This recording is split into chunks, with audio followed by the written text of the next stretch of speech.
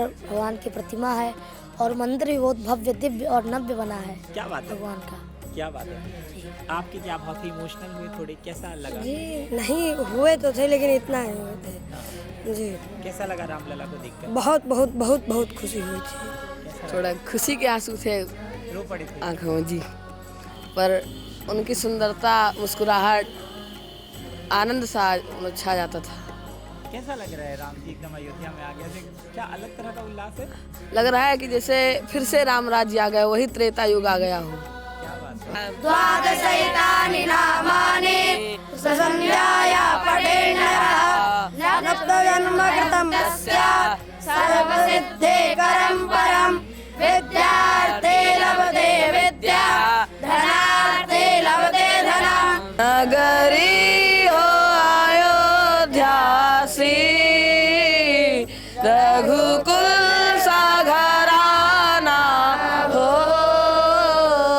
और चरण हो राघव के जहाँ मेरा ठिकाना हो, और चरण हो राघव के जहाँ मेरा ठिकाना हो। नमस्कार, मैं हूं संजय मिश्रा और आप देख रहे हैं तिलक पत्रिका। अयोध्या की गलियों में तमाम गुरुकुल हैं जहां नन्हे नन्हे बच्चे गुरुकुल में शिक्षा ग्रहण करते हैं। इस समय मैं पहुंच गया हूं श्री गुरु वशिष्ठ विद्या गुरुकुल, जहां पर नन्हे बच्चे हैं जिनसे आज हम सुनेंगे यजुर्वेद का अध्याय 3 और जानेंगे इनकी अपनी कहानी कि कितने नन्हे नन्हे बच्चे कितनी साल की उम्र में अपना घर छोड़कर गुरुकुल में आते हैं और फिर यहाँ करते हैं पढ़ाई।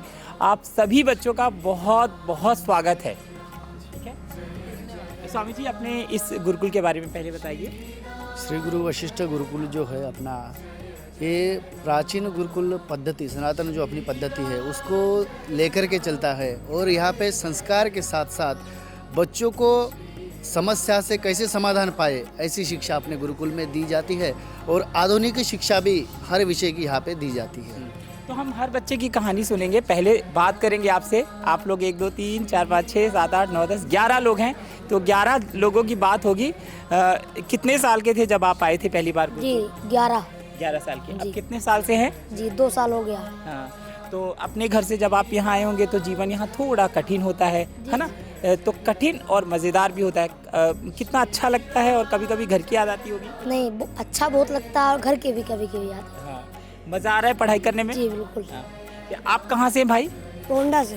गोंडा से हैं? जी। कितने साल के थे जब आए? 10 साल के। जी। ओके, तो कितना सीख लिया आपने? हमने यहाँ पे बहुत बहुत सारी चीज़ें यहाँ पे सीखी है।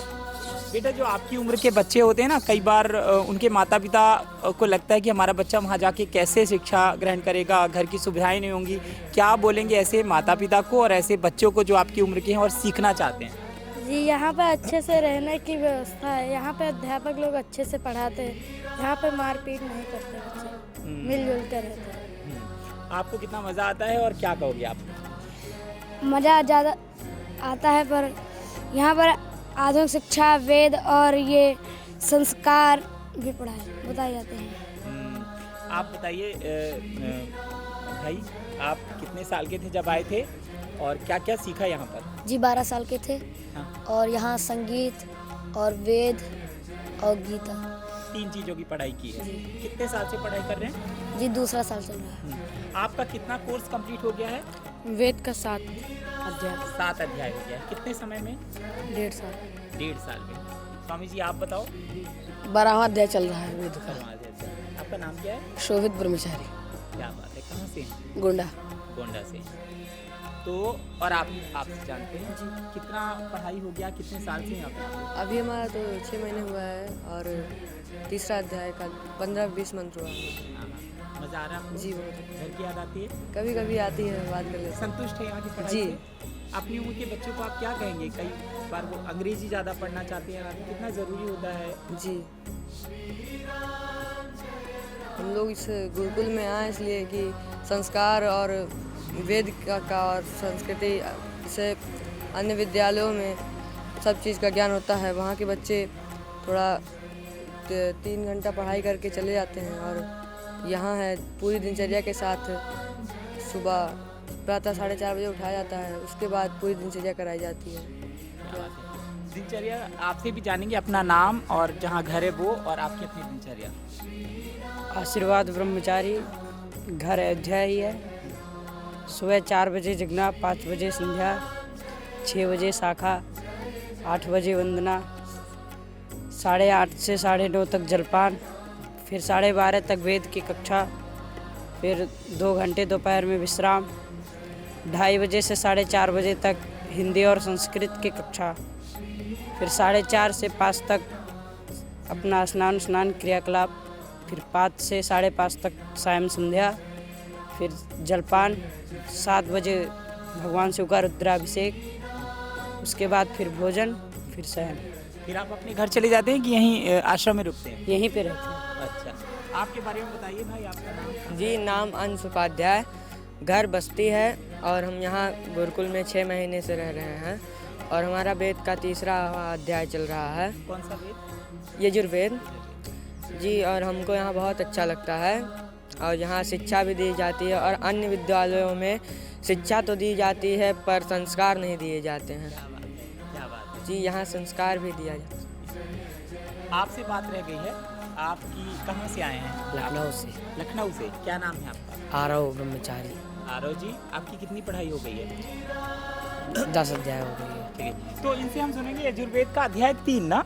हाँ, चलिए तो आज यही शुरू करते हैं और तो सुनाइए आप लोग।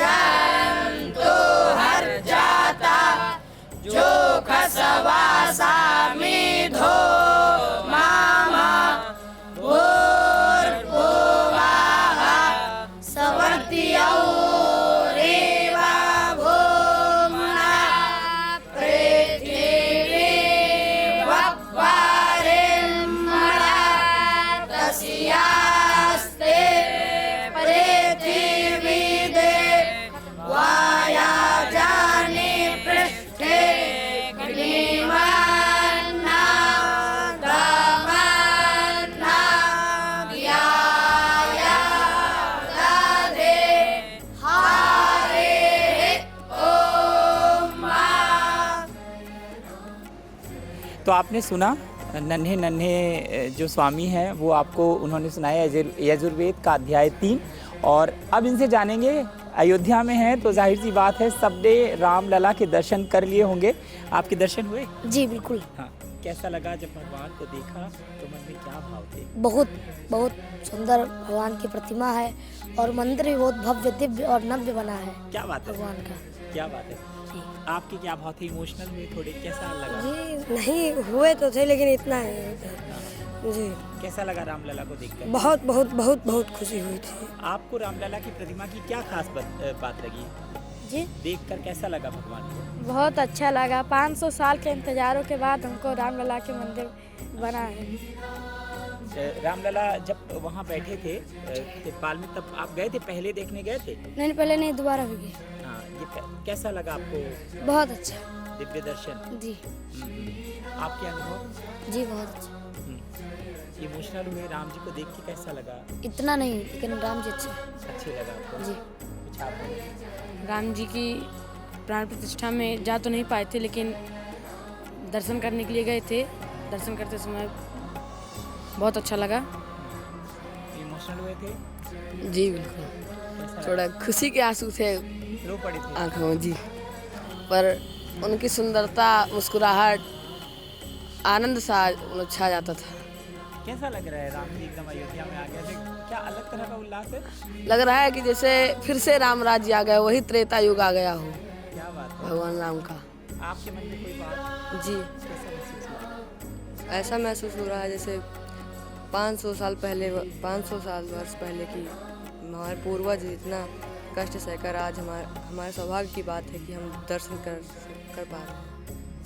स्वामी आप बताओ, कैसा लगा भगवान को देखकर? बहुत अच्छा लगा हमें लगा, हमने देखा कि जो उनकी मुस्कुराहट, राम जी की मुस्कुराहट, लगा कि आज फिर से राम राज्य वापस आ गया है। क्या बात है, क्या बात है। आपको कैसा लगा राम जी को देखकर? बहुत सुंदर लगा किससे बात नहीं की आपसे की? हाँ, बताइए। जी, हमको बहुत अच्छा लगा और हमारे पूर्वज 500 साल की संघर्ष करके फिर से राम जी की प्रतिमा वापस ला पाए हैं। कोई रह गया? नहीं हो गया। स्वामी जी आपने दर्शन किए? जी, आज ही हमको अवसर मिला दर्शन करने का, तो आज ही हम दर्शन करके आए। बड़ा आनंद है।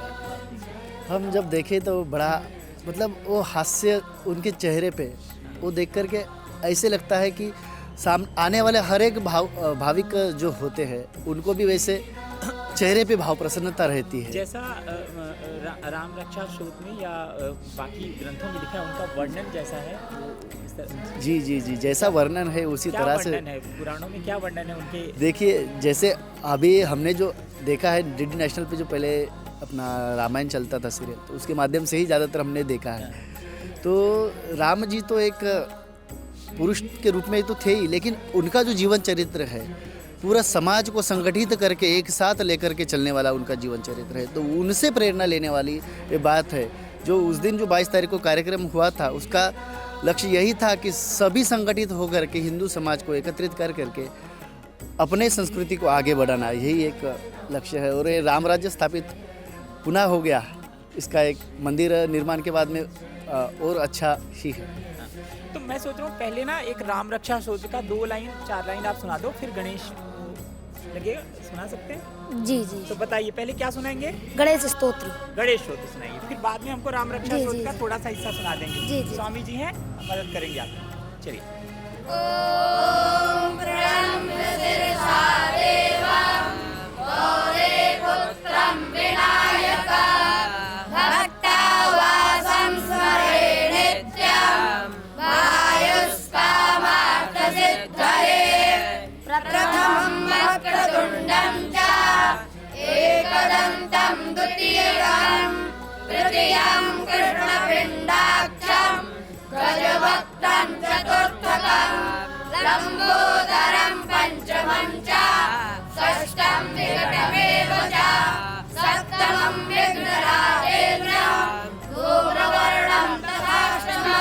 नवम भालचंद्रम च दशमंतो विनायकम एकादशम गणपतिम द्वादशम तो गजाननम द्वादशैतानि नामानि ससंध्याया पठेन सप्तजन्मकृतं तस्य सर्वसिद्धिकरं परं विद्यार्थे लभते विद्या धनार्थे लभते धनम् पुत्रार्थे लभते पुत्रान् मोक्षार्थे लभते गतिं जपेत गणपति स्तोत्रं षड्भिर्मासे फलं लभेत् संवत्सरेण सिद्धिं च लभते नास्ति संशयः अष्टाभ्यो ब्राह्मणेभ्यश्च ऋत्वा या समर्पयेत् तस्य विद्या भवेत् सर्वा गणेशस्य प्रसादतः श्रीनारायणार्पणमस्तु।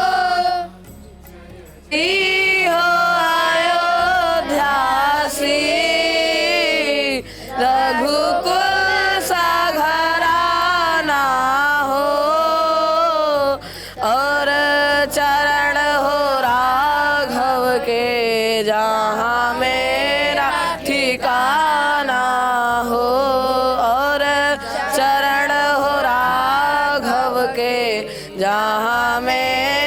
ठिकाना हो। नगरी हो अयोध्या सी, रघुकुल सा घराना हो। और चरण हो राघव के जहाँ मेरा ठिकाना हो।